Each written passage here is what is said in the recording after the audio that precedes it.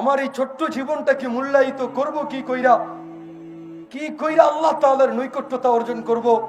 আমি ওই দিকেই যাইতেছিলাম, তো যেখান থেকে বাহির হয়ে আসছিলাম আবার আমি ওইখানেই ফিরে যাইতেছি।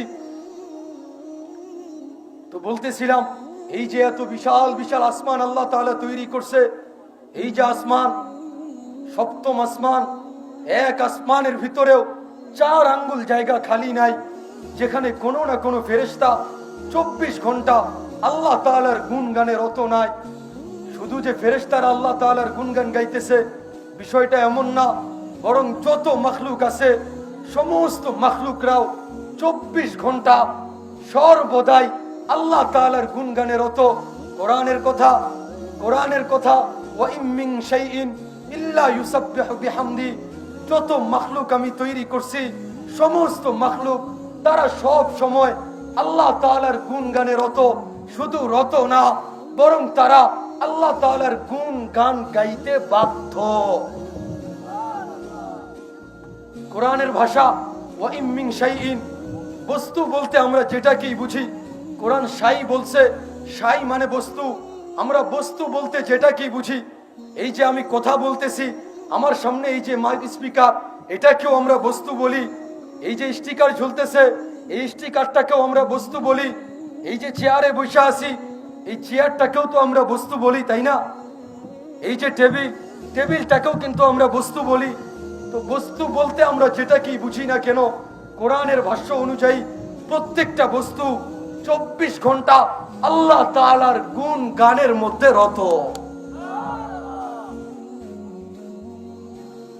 তো এই যে সমস্ত মাখলুক 24 ঘন্টার সারা জীবনের সমগ্র গুণগান, শুধু তাদের না, বরং যত ফেরেশতারা আছে এই 7 আকাশের ভিতরে, যত ফেরেশতা আছে সমস্ত ফেরেশতার সারা জীবনের সমগ্র ফেরেশতার 24 ঘন্টার গুণগানকে যদি আপনি আরেক পাল্লায় রাখেন, আর ওই যে বলছিলাম আমার আপনার একবার সুবহানাল্লাহ বলতে কতটুকু সময় লাগছে?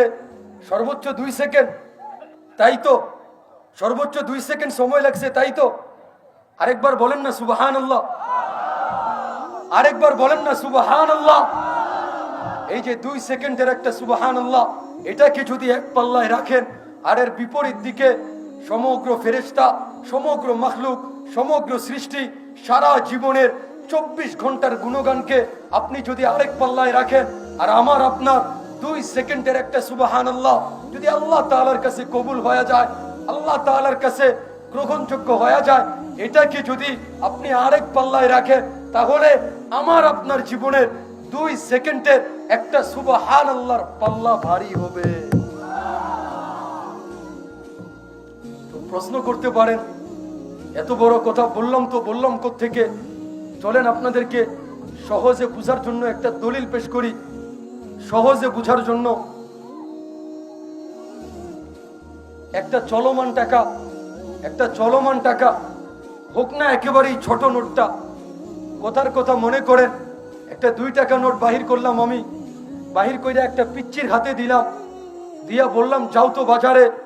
ওই পিচ্চি যদি বাজারে যায় 2 টাকা নিয়া, ওই 2 টাকা দিয়েও সে কিন্তু একটা চকলেট খাইতে পারবে, ঠিক না?